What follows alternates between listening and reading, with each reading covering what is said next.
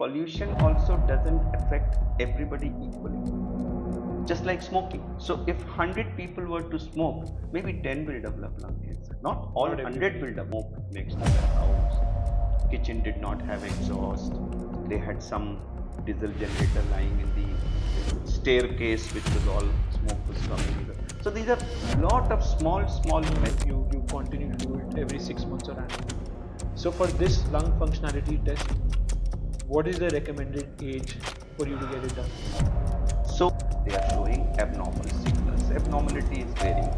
So children are having problems, adults are having problems.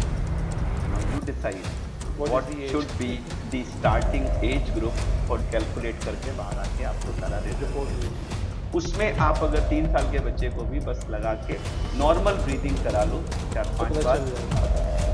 I think, but वो अभी मास के PFT है PFT के टेक्निकल नेम है PFT, pulmonary function test, but pulmonary is the technical name for lung, तो उसको आप lung function test भी कह सकते हैं, पीएफटी। तो ये लैब्स में होता है या सिर्फ स्पेशलाइज्ड हॉस्पिटल्स में होता है? ये कहाँ? बहुत सारे लोगों ने पीएफटी, लाइक मतलब कुछ ऐसा भी होता है कि सर कि machines are also very different and may have different matrix? हाँ मशीन भी। घरों में एयर प्योरीफायर लोगों ने रखे होते हैं, ऑफिसेज में भी है। How successful do you think they are? मुझे बताइए कि हम कितने समय अपने को एक खिड़की दरवाजे के बंद वाले कमरे के अंदर बंद करके रखते हैं, कैन बाहर निकलेंगे। और सबसे ज्यादा मार पोल्यूशन की किस पे पड़ती है? बच्चों। The worst affected are children. तो आप क्या बच्चों को बंद करके रख सकते हो? मेरे पास बहुत सी स्कूल से कॉल्स आती हैं कि सर वो पेरेंट्स कह रहे हैं कि एयर प्योरीफायर लगवा लीजिए आप। और इसी के साथ दूसरी चीज जुड़ी हुई है जो आपका नेक्स्ट क्वेश्चन होगा, मास्क वाले जी। तो मास्क का भी यही रिसर्च। सो मैंने आपका एक रील देखा जिसमें आपने बोला कि N95 मास्क लगा के you should not do exercise. Yes.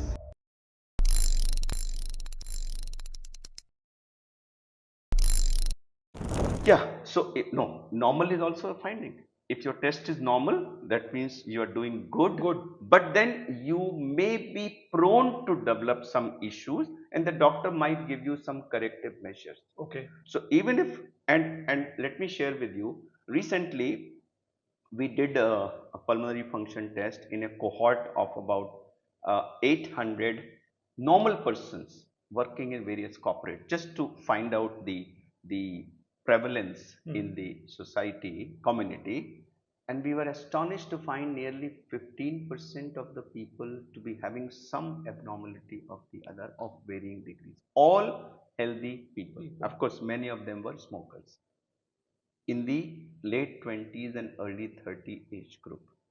So the signal was that these are people who are just tending to develop some abnormality, which is not yet clinically significant, and this test has been able to detect it before they develop symptoms. That was a very strong and very clinically useful signal which came out of this study we did, and these people need corrective measures. If they institute corrective measures today, I think they are postponing the development of symptoms. Which is rehabilitation.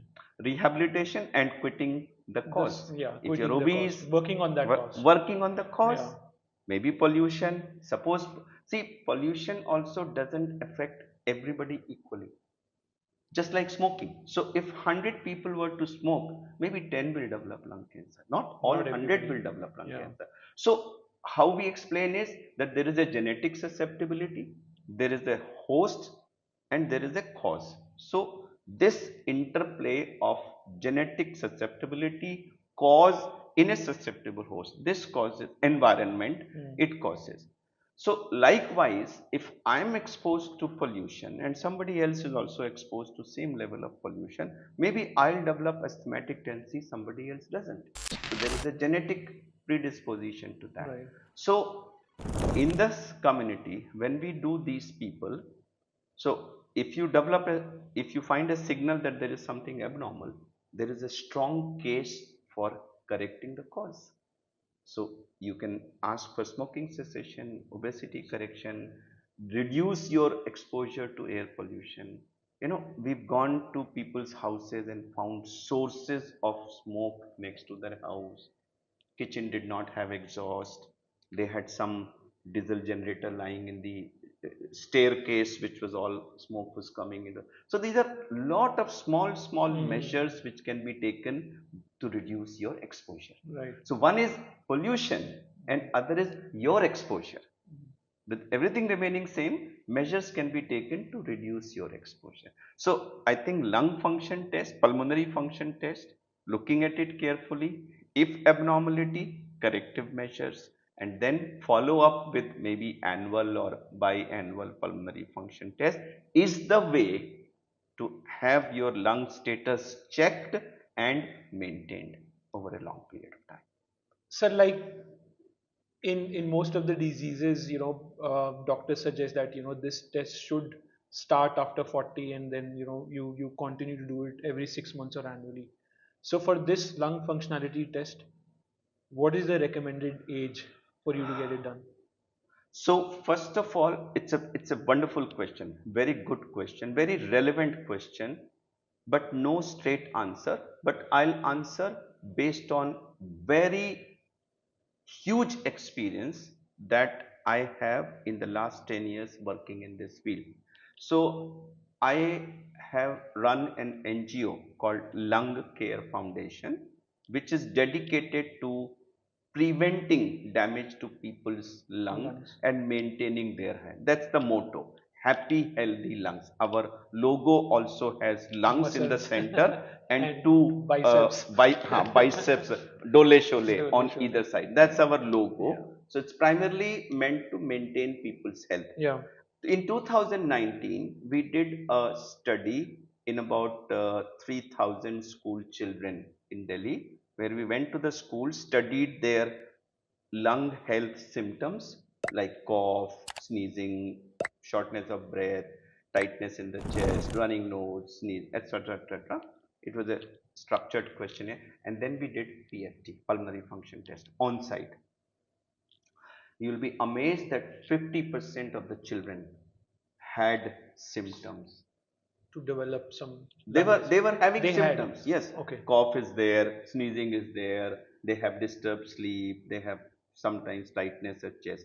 So various things. Children take yes, just 50%, and 30% had spirometry detected airflow obstruction. Now, why I'm using the word airflow obstruction is that asthma term is used when you demonstrate reversible obstruction. Right? There is an obstruction, you give medicine, and with after medicine the obstruction becomes less, then you are supposed to call it asthma, and without that you only label it as airflow obstruction. But in children, airflow obstruction is virtually synonymous with asthma. In adults, it could be asthma or COPD, two diseases. But in children, it is only asthma. So, and these were all children in the 11 to 14-year age group. So, 1 out of 3 child in Delhi was having asthma-like findings on the PFT. We decided to repeat this study recently because 6 years have passed by, and we were shocked that that 50% symptom is now 60%, although the airway obstruction is still around 30%. This is the preliminary because we are still 2/3 of the way through the numbers that we want to reach, but interim analysis shows that the symptom incidence has increased. Airflow obstruction is still around the same figure. Then I mentioned to you, so this was in children, 11 to 14 years. Then I told you that we did this study in about 800 corporate employees, healthy people. We just wrote to them, we want to come and do this study. We did their, again, scoring and this thing, and about 15% ke kareeb, they are showing abnormal signals. Abnormality is varying. So children are having problem, adults are having problem. Now you decide what should be the starting age group for doing the PFT. So I told you I don't have an answer, but I have data to tell you. I have detected abnormality as early as 11 years. And I have detected abnormality in teens, in 20s, in 30s, 40s and 50s.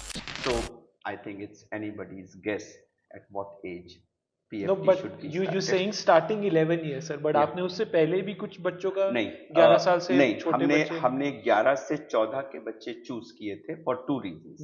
One, कि ये test थोड़ा सा it's not so easy to perform in the sense कि आपको गहरा सांस खींच के इमीडिएटली जोर से छोड़ना पड़ता है.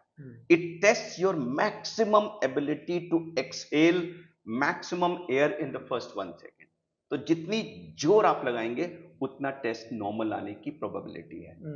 तो बच्चे का कोऑपरेशन बड़ा इंपॉर्टेंट होता है. सो वी थॉट कि 10-11 साल से कम के बच्चे हो सकता है उतना परफॉर्म ना कर पाए. दूसरा, हमें एबनॉर्मलिटी स्टडी करनी थी. 11 to 14 वो एज ग्रुप होता है जहां लंग की ग्रोथ मैक्सिमम होती है. तो जब ये स्टीप कर्व है तो कोई डेल्टा अगर होगा तो कर्व पे उसके डिटेक्ट होने का बेस्ट चांस होता है. And since we were looking for any abnormal signal, so we thought let's choose this steep rise वाला एज. तो for convenience and science on those two reasons we chose 11 to 14 age group. But 11 से कम में अभी हमने नहीं की है. But I suppose अब वो एक दूसरी मशीन आई है जिसको हम इम्पीडेंस पायरोमेट्री कहते हैं, ऑसिलोमेट्री कहते हैं. उसमें एक्चुअली ये सब चीजें नहीं है. उसमें आप नॉर्मल सांस लीजिए. वो अल्ट्रासोनिक टेक्नोलॉजी पर बेस्ड है और उसमें अल्ट्रासोनिक टेक्नोलॉजी, अल्ट्रासाउंड वेव्स अंदर जाकर के सब कुछ कैलकुलेट करके बाहर आके आपको सारा रिपोर्ट दे देती है. उसमें आप अगर 3 साल के बच्चे को भी बस लगा के नॉर्मल ब्रीदिंग करा लो 4-5 बार, पता लग जाता है. So I think, but वो अभी मास स्केल पे नहीं आई है. But I think if we have that machine, then you'll probably be able to do it. But I guess with the kind of pollution exposure we are having, I think 10 साल के आसपास तो एक बार कर लेना चाहिए और उसके बाद शायद हमें 2-3 साल में तो एक बार कर ही लेना चाहिए. जो 2-3 साल वाला जो आप बोल रहे हैं सर, ये कब तक चलेगा? 20 साल तक, 30 साल तक? कोई आंसर नहीं है. कोई आंसर नहीं है. ओके, चलिए सर मैं आगे बढ़ता हूँ. मैं ये समझता हूँ ये जो PFT टेस्ट है, sorry lung functionality test, LFT test, same उसको टेक्निकल लैंग्वेज में हम लोग पल्मोनरी फंक्शन टेस्ट कहते हैं. अच्छा, PFT के टेक्निकल नेम है PFT, pulmonary function test. But pulmonary is the technical name for lung. तो उसको आप लंग फंक्शन टेस्ट भी कह सकते हैं, PFT भी कह सकते हैं. तो ये लैब्स में होता है या सिर्फ स्पेशलाइज्ड हॉस्पिटल्स में होता है? ये कहाँ जाकर कोई इसके लिए एक मशीन चाहिए होती है और एक ट्रेन्ड टेक्नीशियन चाहिए होता है. खाली मशीन नहीं. आपको अभी पान वाले की दुकान पे आप मशीन रख दें कि जाओ जी फूंक लो और अपना रिजल्ट देख लो, नहीं. एक ट्रेन्ड टेक्नीशियन चाहिए होता है. तो अब ये मशीन और टेक्नीशियन क्लिनिक में हो तो क्लिनिक में भी हो सकता है और हॉस्पिटल्स में भी हो सकता है. बहुत सारे चेस्ट फिजिशियंस ने अपने क्लिनिक्स में इसको सेटअप किया हुआ है. बट मशीन इंपॉर्टेंट है और मशीन से ज्यादा इंपॉर्टेंट टेक्नीशियन है. बिकॉज उसको जब तक आपको समझा करके उसने क्वालिटी कंट्रोल तरीके, उसका एक ग्राफ आता है जिससे पता लगता है कि ये रिक्वायरमेंट्स पूरी हुई है कि नहीं. तो अगर वो रिक्वायरमेंट नहीं पूरी हुई तो हम सेकेंड टाइम कराते हैं, थर्ड टाइम कराते हैं, कभी कभी ब्रेक दे के फिर दोबारा बुला के कराते हैं. तो जब वो क्वालिटी अश्योर्ड होगा तब आप कहोगे, तभी फिर उसकी वैल्यू सैक्रोसेंक्ट होती है. अगर वो क्वालिटी उसकी पुअर है तो फिर वो वैल्यूज की कोई वैल्यू नहीं रहती. बट ये नॉर्मली हॉस्पिटल्स में तो अवेलेबल होएगा ही sir, right? So basically not in the labs but one has to go to the hospital to get this PFT test. हाँ, आप चेस्ट फिजिशियंस के भी पास जा सकते हैं. बहुत सारे लोगों ने PFT रखा हुआ है. राइट. मतलब कुछ ऐसा भी होता है कि सर कि machines are also very different and may have different metrics? हाँ, मशीन्स भी प्रॉपर होना चाहिए और उनकी कैलिब्रेशन भी इम्पोर्टेंट है. उनका कैलिब्रेशन भी इम्पोर्टेंट है. तो मशीन ठीक होना चाहिए. अब कोई आपने वो लोकल सी कोई किसी ने बना दी और उसके अंदर वो सब चीजें ठीक नहीं है तो ऑब्वियसली वो वैल्यू गलत देगी. क्योंकि इसमें आप जो फूंकते हो वो वॉल्यूम को मशीन कैलकुलेट करती है. तो उसका जो मैकेनिज्म है वो तो एक्यूरेट होना चाहिए ना, नहीं तो आपकी वैल्यूज सारी फिर गड़बड़ाएंगी. तो मशीन ठीक चाहिए, मशीन का कैलिब्रेशन ठीक चाहिए, टेक्नीशियन अच्छा चाहिए और उसके बाद सब कुछ के बाद जो आपको पास वो जो वैल्यूज आती हैं और जो ग्राफ आता है, एक फ्लो वॉल्यूम लूप आता है और एक वॉल्यूम टाइम ग्राफ आता है. तो वो ग्राफ्स को एनालाइज करने के लिए आपको एक ट्रेन्ड पर्सन, टेक्निकल डॉक्टर चाहिए. क्योंकि जो वैल्यूज हैं वो ठीक है, मशीन कुछ उसमें अपना इंटरप्रिटेशन देती है, लेकिन उससे ज्यादा एक डॉक्टर को इंटरप्रेट करना होता है कि इनको हम कैसे एक्सप्लेन करें। Got it, sir. Before we jump on to the major concerns, which is the lung cancer, a few final questions here, sir. जो घरों में एयर प्योरीफायर लोगों ने रखे होते हैं, ऑफिसेज में भी हैं, how successful do you think they are? Air purifier air conditioner की तरह होता है, उसमें एक पंप होता है, वो हवा को सक करता है, वो फिल्टर के थ्रू पास होती है और वो फिर निकल के कमरे में आ जाती है। सो आपके कमरे की एयर रोटेट हो सर्कुलेट हो रही रही है। है थ्रू अ फिल्टर। हम्म, वो फिल्टर जो है वो पार्टिकुलेट मैटर को रोकता है। गैसेस मोस्टली कॉमन फिल्टर से नहीं रुकती हैं।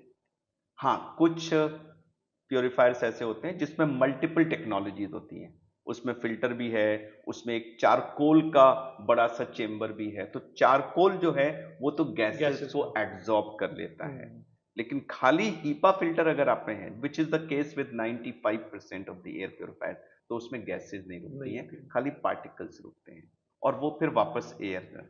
तो सबसे पहली चीज है कि आपका जो कमरे का साइज है और जो एयर प्योरीफायर की एयर हैंडलिंग कैपेसिटी है वो मैच होना चाहिए। आपने इतने बड़े से रूम में अगर एक छोटा सा छोटू रख दिया तो वो तो उसकी एयर को सर्कुलेट ही नहीं कर पाएगा। वन, टू, खिड़की दरवाजे एग्जॉस्ट सब बंद होने चाहिए, क्योंकि अगर बाहर की हवा कंटिन्यूसली आ रही है तो वो कुछ नहीं कर पाएगा। उसने हवा अपने आसपास साफ की, बाहर की फिर गंदी हवा आ गई, तो वो बेचारा तो कंटिन्यूस काम करता रहेगा, लेकिन उसके लिए इतना काम है कि उसके 24 घंटे काम करने के बावजूद भी कोई इफेक्ट नहीं होगा हवा की क्वालिटी। तो आपको कमरे पूरे बंद बंद करने करने पड़ेंगे, पड़ेंगे।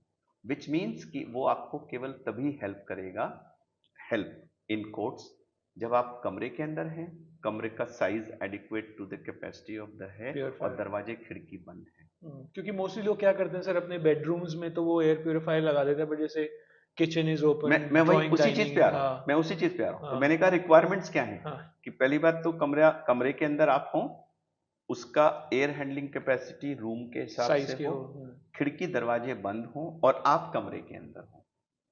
तो मुझे बताइए कि हम कितने समय अपने को एक खिड़की दरवाजे के बंद बंद वाले कमरे के अंदर बंद रख करके सकते रख हैं। सकते हैं। कैन 140 करोड़ लोगों को क्या कमरों के अंदर बंद किया जा सकता है? आपने अपने घर में मयंक जी बेस्ट क्वालिटी का एयर एयर प्योरीफायर लगाया हुआ है, प्योरीफायर। अभी तो आप मेरे साथ यहाँ बैठे हैं, वो एयर प्योरीफायर आपकी क्या मदद कर रहा है? मैंने अगर अपने घर में बेस्ट रखा हुआ है, बट मैं तो यहाँ बैठा हुआ हूँ। So we cannot have a mobile air purification system system around around us. us which we can carry 24/7। आप अपने घर में बेडरूम से निकले, टॉयलेट गए, किचन में गए, ड्राइंग रूम में गए, कॉरिडोर में गए, अपने डाइनिंग टेबल पे बैठे हैं, आप पूरे घर को तो नहीं कर सकते, फिर घर से बाहर निकलेंगे। और सबसे ज्यादा मार पोल्यूशन की किस पे पड़ती है? बच्चों पे। The worst affected are children.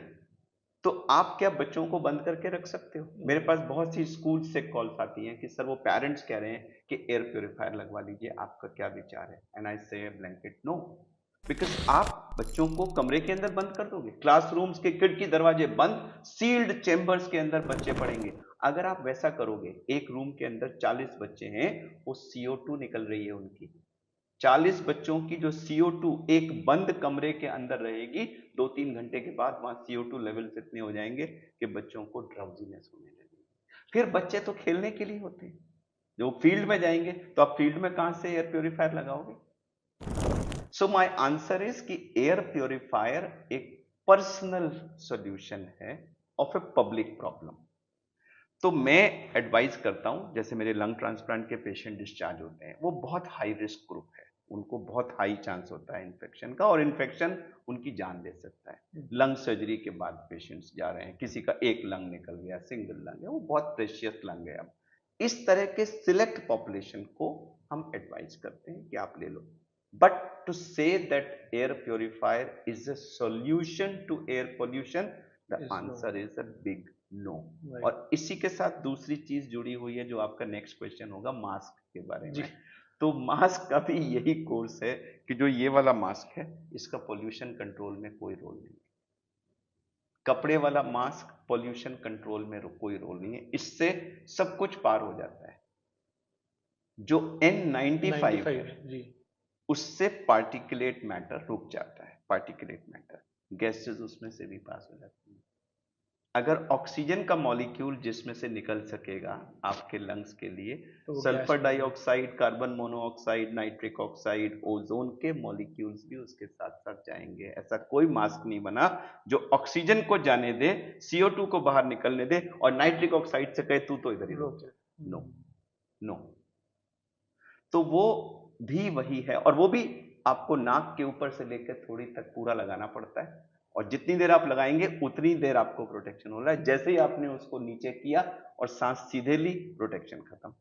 तो लोग, माँ बाप घर से बच्चों को भेजते हैं मास्क लगा मास्क के, लगा के। वो बस में बैठते जहां देखा मम्मी डैडी गए, मास्क नीचे कर लिया, और फिर दिन भर वो स्कूल में खेलते हैं, भागते दौड़ते हैं, मास्क उनके गर्दनों पे लटकता रहता है। तो वो तो एक कॉस्मेटिक चीज है, उसमें कोई फंक्शनल तो अगेन मैं अपने पेशेंट्स को बोलता हूँ, भाई आप लोग जो हाई रिस्क पॉपुलेशन है, आप हर समय मास्क लगा के रखो, क्योंकि उनका रिस्क बहुत ज्यादा है। But again, is it a solution to air pollution? No.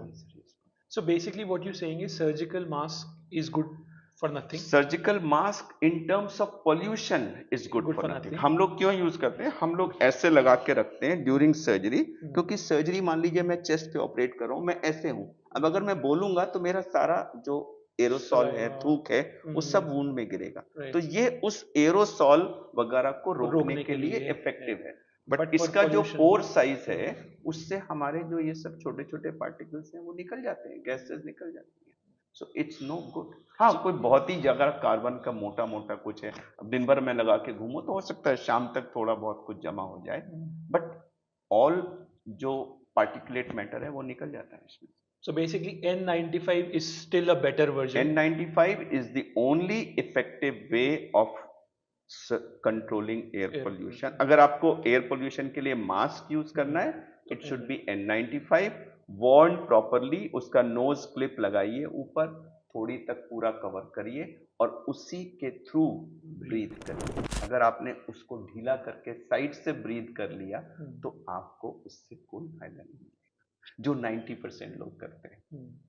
Sir मैंने आपका जब I was also doing a little research, so मैंने आपका एक रील देखा जिसमें आपने बोला कि N95 मास्क लगा के you should not do exercise. Yes, so let's understand the reason why. So N95 के अंदर जो पोर साइज होता है ना, वो बहुत ही छोटा होता है। It's got multiple layers and pore size is very small.